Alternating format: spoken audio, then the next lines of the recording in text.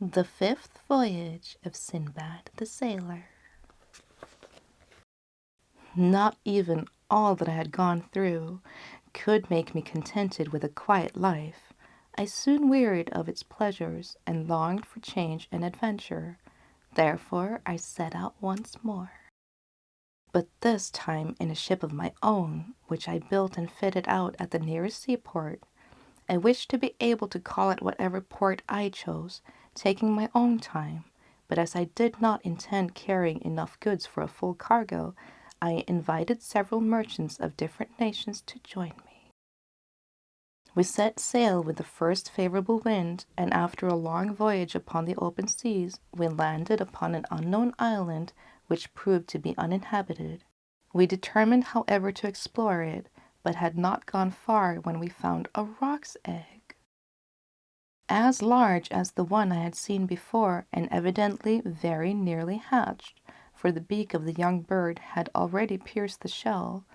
In spite of all I could say to deter them, the merchants who was with me fell upon it with their hatchets, breaking the shell and killing the young roc. Then, lighting a fire upon the ground, they hacked morsels from the bird and proceeded to roast them, while I stood by aghast. Scarcely had they finished their ill-omened repast, when the air above us was darkened by two mighty shadows. The captain of my ship, knowing by experience what this meant, cried out to us that the parent birds were coming and urged us to get on board with all speed. This we did, and the sails were hoisted, but before we had made any way the rocs reached their despoiled nest and hovered about it, uttering frightful cries when they discovered the mangled remains of their young one. For a moment we lost sight of them, and we flattered ourselves that we had made an escape, when they reappeared and soared into the air directly over our vessel, and we saw that each held in its claws an immense roc ready to crush us. There was a moment of breathless suspense. Then one bird loosened its hold, and the huge block of stone hurled through the air, but thanks to the presence of mind of the helmsman, who turned our ship violently in another direction, it fell into the sea close beside us, cleaving it asunder till we could almost see the bottom.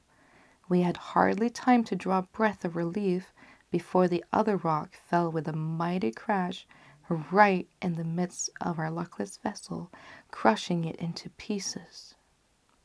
We had hardly time to draw breath of relief before the other roc fell with a mighty crash right in the midst of our luckless vessel, smashing it into 1,000 fragments, and crushing and hurling it into the sea, passengers and crew.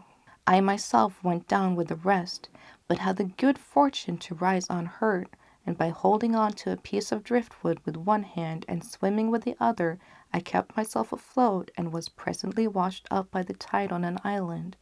Its shores were steep and rocky, but I scrambled up safely and threw myself down to rest upon the green turf. When I had somewhat recovered, I began to examine the spot in which I found myself, and truly it seemed to me that I had reached a garden of delights. There were trees everywhere, and they were laden with flowers and fruits, while a crystal stream wandered in and out under their shadow. When night came, I slept sweetly in a cozy nook, though the remembrance that I was alone in a strange land made me sometimes start up and look around me in alarm, and then I wished heartily that I had stayed at home in ease. However, the morning sunlight restored my courage, and I once more wandered among the trees, but always with some anxiety as to what I might see next. I had penetrated some distance into the land when I saw an old man, bent and feeble, sitting down on the river bank, and at first I took him to be some shipwrecked mariner like myself. Going up to him, I greeted him in a friendly way, but he only nodded his head at me in reply. I then asked what he did there, and he made signs to me that he wished to get across the river to gather some fruit, and seemed to beg me to carry him on my back. Pitying his age and feebleness, I took him up, and wading across the stream, I bent down that he more easily could reach the bank, and bade him get down. But instead of allowing himself to be set upon his feet, even now it makes me laugh to think about it, this creature, who had seemed to me so decrepit, leaped nimbly upon my shoulders, and hooking his leg round my neck, gripped me so tightly that I was well nigh choked, and so overcome with terror that I fell insensible to the ground. When I recovered, my enemy was still in his place, though he had released his hold enough to allow me breathing space, and seeing me revive, he prodded me adroitly first with one foot and then with the other, until I was forced to get up and stagger about with him under the trees, while he gathered and ate the choicest fruits. This went on all day, and even at night, when I threw myself down half dead with weariness, the terrible old man held on tight to my neck, nor did he fail to greet the first glimmer of morning light by drumming upon me with his legs, until I perforce awoke and resumed my dreary march, with rage and bitterness in my heart. It happened one day that I passed a tree, under which lay several dry gourds, and catching one up, I amused myself with scooping out its contents and pressing into it the juice of several bunches of grapes which hung from every bush.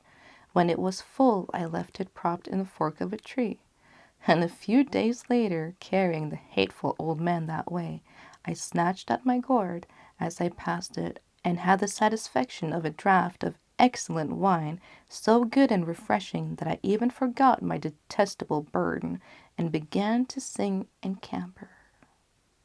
The old monster was not slow to perceive the effect which my draught had produced, and that I carried him more lightly than usual.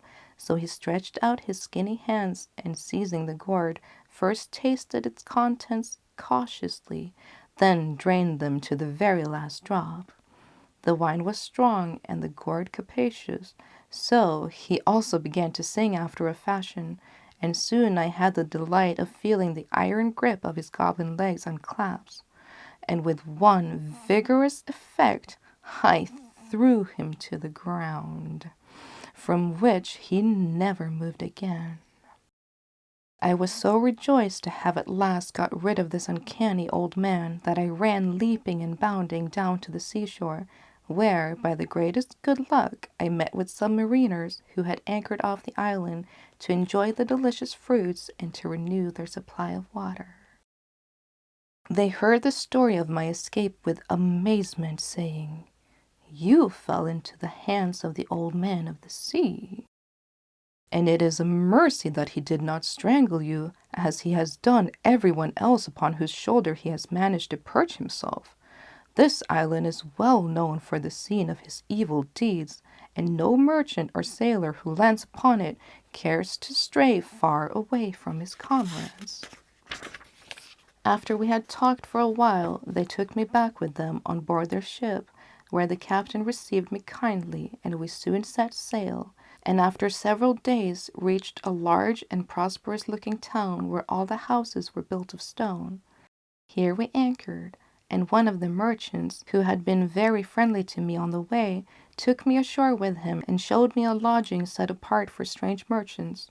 He then provided me with a large sack and pointed out to me a party of others equipped in like manner. "Go with them," said he, "and do as they do, but be aware of losing sight of them, for if you strayed, your life could be in danger."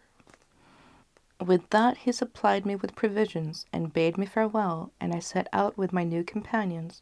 I soon learned that the object of our expedition was to fill our sacks with coconuts, but when at length I saw the trees and noted their immense height and the slippery smoothness of their slender trunks, I did not at all understand how we were supposed to do it.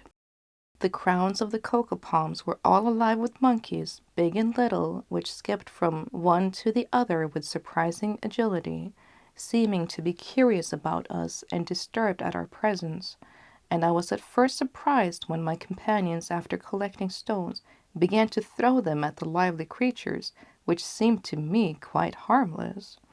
But very soon I saw the reason of it, and I too joined them heartily, for the monkeys, annoyed and wishing to pay us back in our own coin, began to tear the nuts from the trees and cast them at us with angry and spiteful gestures, so that after very little labor our sacks were filled with the fruit which we could not otherwise have obtained. As soon as we had as many as we could carry, we went back to the town, where my friend bought my share and advised me to continue the same occupation until I had earned money enough to carry me to my own country. This I did, and before long had amassed a considerable sum. Just then I heard that there was a trading ship ready to sail, and taking leave of my friend, I went on board, carrying with me a goodly store of coconuts, and we sailed first to the island where the pepper grows, then to Kamari, where the best olive wood is found, and where men drink no wine by an unalterable law. Here I exchanged my nuts for pepper and good olive wood, and went a-fishing for pearls with some of my other merchants, and my divers were so lucky that very soon I had an immense number, and those very large and perfect. With all these treasures I came joyfully back to Baghdad, where I disposed of them for large sums of money, of which I did not fail as before to give the 10th part to the poor, and after that I rested from my labors and comforted myself with all the pleasures that my riches could give me.